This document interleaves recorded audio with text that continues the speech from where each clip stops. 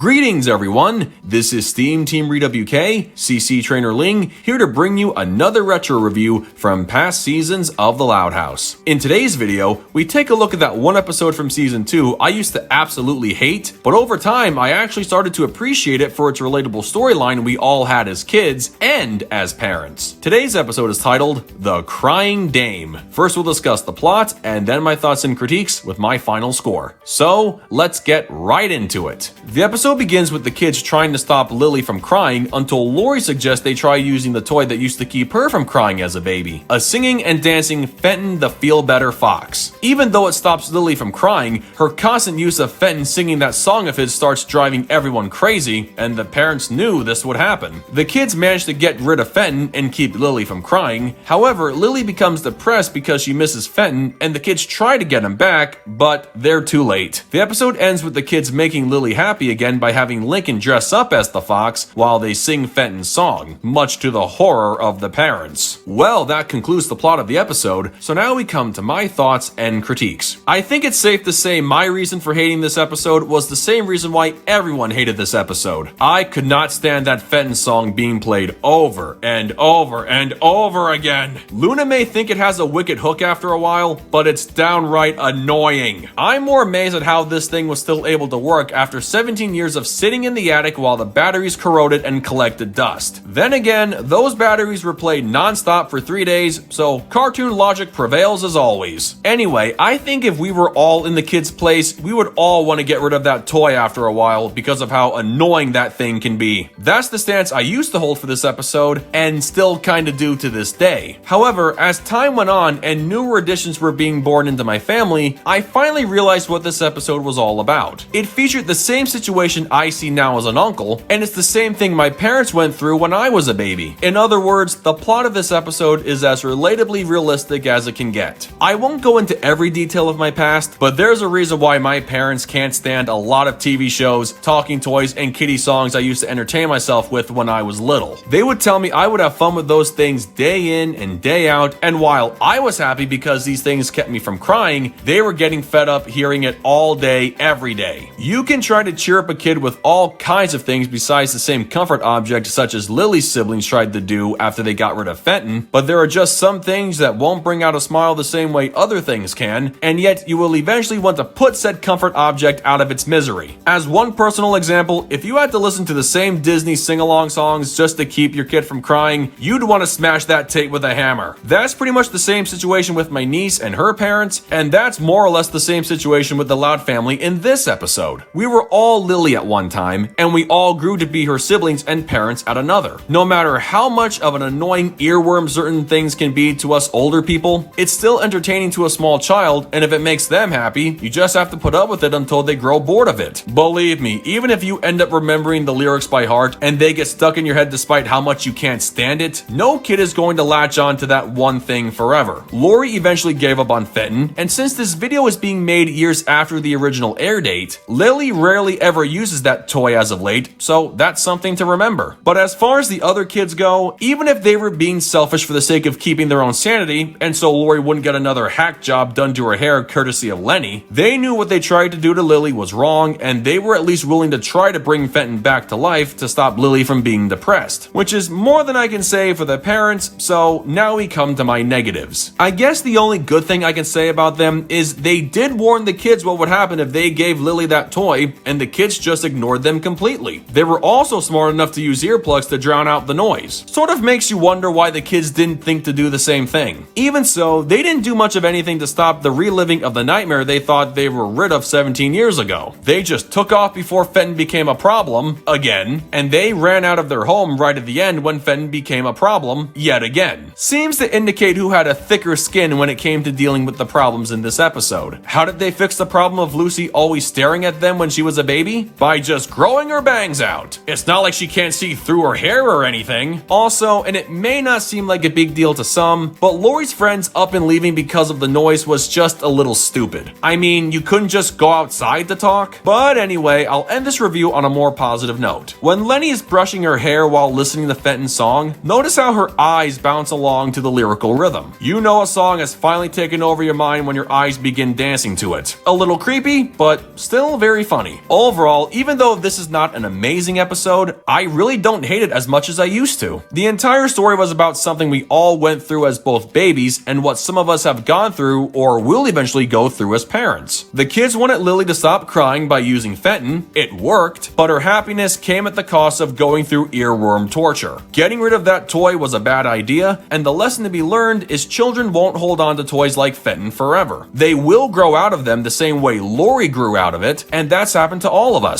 In the meantime, we have to tolerate such noise until they move on from it, so losing one's sanity is not the best idea. Besides the nitpick I have with the parents and Lori's friends, I can say this episode was a pretty good slice of life story, and it's this kind of relatability we can all agree with full-heartedly. With that said, I give The Crying Dame an 8 out of 10. Well folks, that concludes my review of The Crying Dame. As a kid, you may not enjoy this episode because of Fenton, but if you're a parent watching this, you'll be quick to remember how this episode was a reflection of how it was raising your own kids, so have fun remembering those catchy earworms your kid forced you to listen to on a daily basis. But don't forget the earplugs, you'll definitely need them. So what did you guys think of it? Love it? Hate it? Something you would add? Change? Keep it as it is? Let me know in the comments below, and make sure to subscribe to this channel for the latest Loud House content. That's going to do it for me. I'll catch you guys for the next video, but until then, this is SteamTeamRedubUK, CC Trainor-Ling, signing off. Peace out, home slices.